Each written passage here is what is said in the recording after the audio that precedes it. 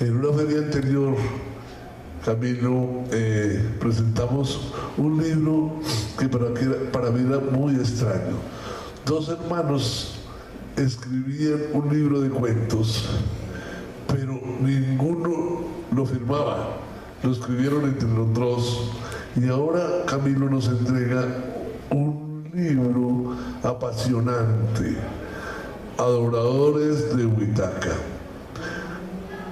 Creo que empieza a lograr ese cuento con la literatura.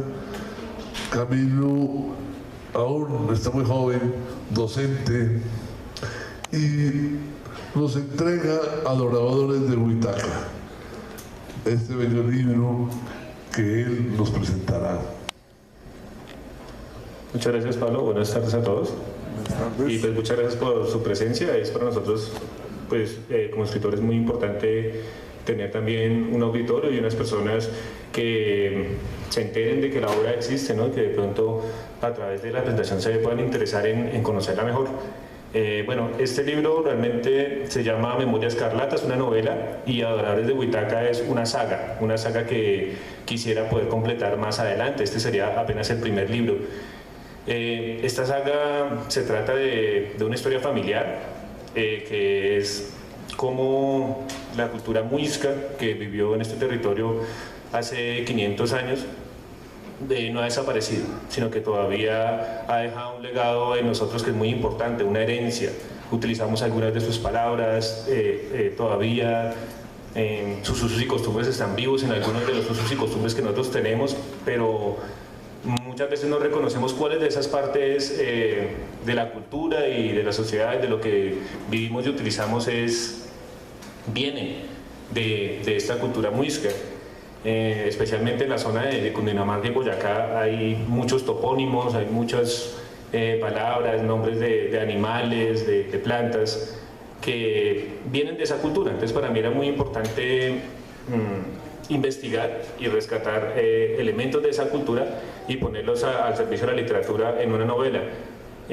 Pues creo que de pronto uno de los hechos que marcó mucho comenzar a investigar en esto fue la muerte de mi padre hace 18 años, que me dejó pues un poco perdido en la vida, sino como no saber bien a qué aferrarse para continuar. Y en esa desestabilidad de sentido de la vida encontré en la cultura muisca muchos elementos con los que me podía identificar más fácilmente que a veces con la política o con la historia o con el legado español. Entonces comencé a investigar y comencé a hacer un trabajo que a través de la maestría de escrituras creativas en la Universidad Nacional logré consolidar en una novela que es Un tejido. Me parecía importante con las primeras lecturas de Camilo también esa búsqueda de romper con la sintaxis tradicional de la poesía o de cualquier estructura literaria convencional. Yo también traté de hacer un rompimiento con la estructura tradicional a través de una estructura que es un tejido. Entonces en este libro se encuentran dos historias, una historia de un antepasado de hace 500 años que comienza a contar desde su punto de vista nativo cómo comienza de alguna forma la historia de mi familia, comienza a contar antes de que lleguen los españoles, y una persona contemporánea que va tejiendo una mochila, y a través de ese tejido de la mochila va apareciendo ese otro personaje de hace 500 años. Entonces encontramos dos tiempos que se van mezclando, se van tejiendo para crear una sola historia de dos personajes que están vinculados pero que están separados por más de 500 años de historia. Entonces es un libro sobre la herencia, sobre la identidad, y pues como también han hecho aquí otros escritores, me gustaría compartirles un poco de lo que es la obra, con un fragmento que habla de la ley de origen muisca, de cómo inició esa génesis de esta cultura, y me gustaría compartirlo a través de un video que espero les agrade.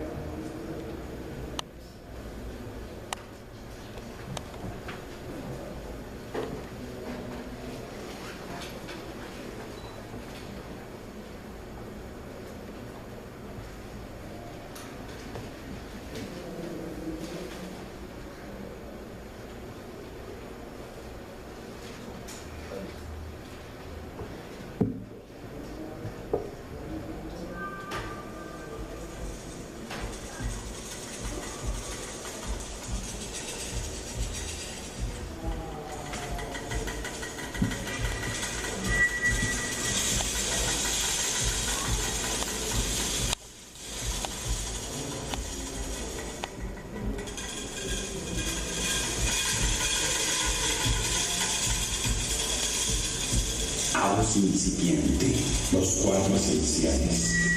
Antes del inicio del tiempo, Baqué meditaba en la infinitud de la preexistencia hasta que la presencia de Chipaba la incitó a alterar sus pensamientos. Se volvieron una sola energía, el Chinta visco e incorpóreo que dio a luz al primer pensamiento de Baqué, quien imaginó a Faoa, una blanca inmensidad, una niebla ubicua, la espesa niebla del origen. Allí se encontraban los elementos que componen todo lo que conocemos y que aún no se habían separado.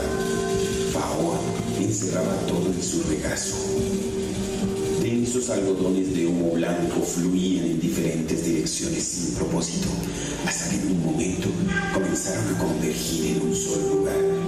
Un diminuto hoyo se abrió y absorbió lo que había alrededor, y luego creció y creció hasta que dejó de tener tamaño.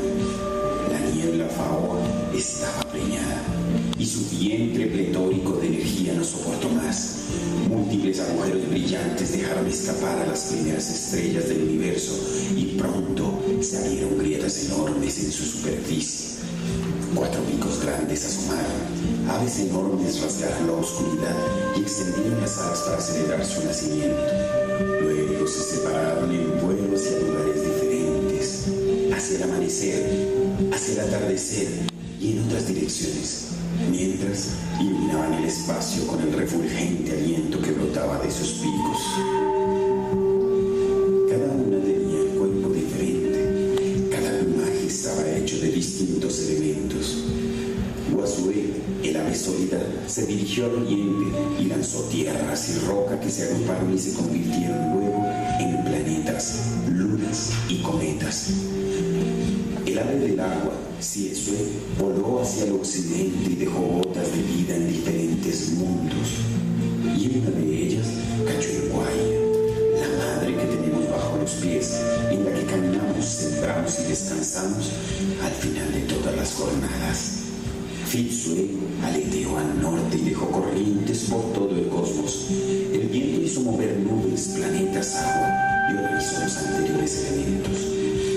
Por último tronaron las alas ardientes de Gatasúa, el ave de fuego que se impulsó hacia el sur para encender las estrellas que luego se combinarían con otros planetas, para iniciar la danza cósmica, la eterna armonía de los astros. Lo que restaba del pensamiento inicial de Baqué se partió en mitades: Faoa y Le, la niebla y el humo.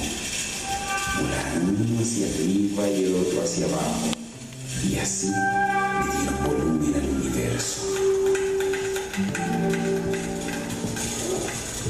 Bueno, este es un fragmento del segundo capítulo de la novela, en donde un abuelo Muisca comienza a contar a través de la tradición oral el inicio de lo que es, pues, la cosmogonía muisca, ¿no? La ley de origen. El libro ha generado diversas reacciones, por lo que son 2 historias al mismo tiempo. Hay lectores que les ha costado mucho trabajo leer simultáneamente 2 historias, hacer las conexiones, pero pues hay otros lectores que les ha gustado la propuesta, que han encontrado en ella algo innovador. Y me gustaría leer el comentario que Guillermo Gavilán Zárate hizo sobre el libro para ya terminar pues con la presentación. Esto es lo que él, pues de alguna forma, fue su reacción después de leer. Dice: usted se sienta cómodamente y abre la mochila que tiene entre sus manos, porque eso es memoria escarlata, y como tal está tejida la historia que Camilo Morales Neiza aborda y borda. Y con menos curiosidad que escepticismo usted atisba en su interior.